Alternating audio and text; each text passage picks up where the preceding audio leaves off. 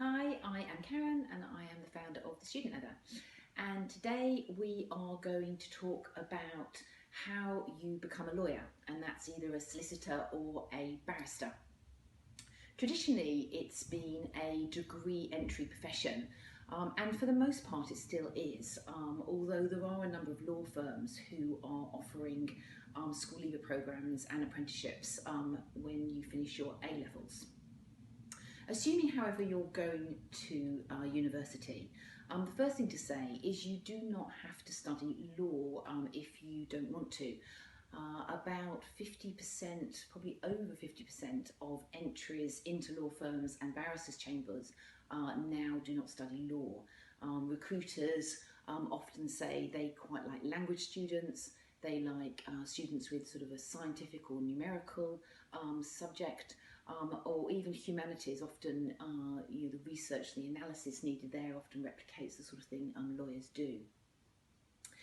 If you go and don't study law, then you will require a further postgraduate year at the end of your 3-year degree, and the qualification there is the Graduate Diploma in Law.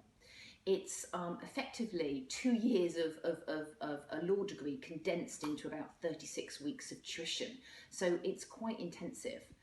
At the point you have completed your graduate diploma in law, or as a law student come out of university, you then need to take a decision about whether you want to go down to become a solicitor or a barrister.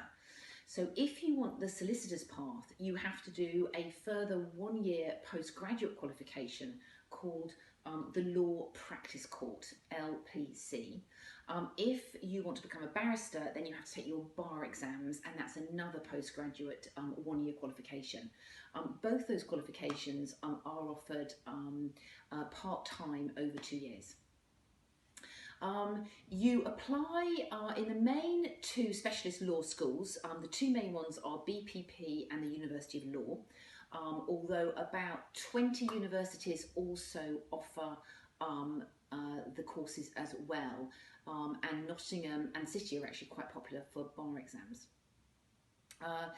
Entry is a minimum 2-2, preferably from a UK university, and the cost is in the region of 11,000 to 14,000 per annum, so it is quite pricey. You can apply almost all the way up to the September when you start your course. Better to apply earlier, but you can go quite late.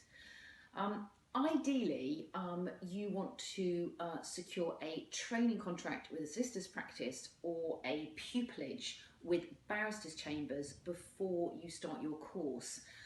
The reason for that is they will cover all of your tuition fees. So they'll cover either 1 or 2 years tuition fee, depending on whether you are going to do your GDL or not. And then they guarantee you 2 years of work placements after you've done your professional qualifications, and they will also provide some sort of maintenance grant, sort of a living allowance while you're studying. They're highly competitive, and you don't have to have a training contract to study any of the qualifications. You can fund yourself. You just have to take a long, hard look of your probability of gaining a training contract after you come out having done your exams. The statistics are somewhere in the region of 3 to 1, 3 students coming out doing the law practice course to 1 training contract, and even tighter for the bar exams, 4 students coming out having done their bar exams and only to every 1 pupillage being offered. So that's a decision you need to take. All I would say is that there are a number of careers in law, apart from just being a solicitor or a barrister. You can go in-house to a law department in-house, and actually some of them are starting to offer training contracts, PwC and BBC being 2 of them.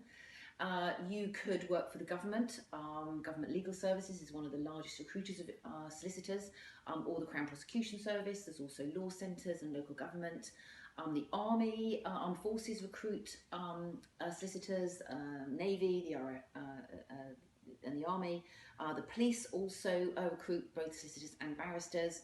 And you'll also find large compliance departments of companies like solicitors, and pharmaceuticals and science companies also like them, often in patent lawyers and trademark attorneys, etc. So lots of other possibilities apart from just the traditional fields. What I would say is there is some other videos in this series if you want some more information, so take a look at those, and there's lots of information on the Student Ladder website. If you thought the video was useful, give us a thumbs up and follow us on Twitter and Facebook for more regular updates. Good luck.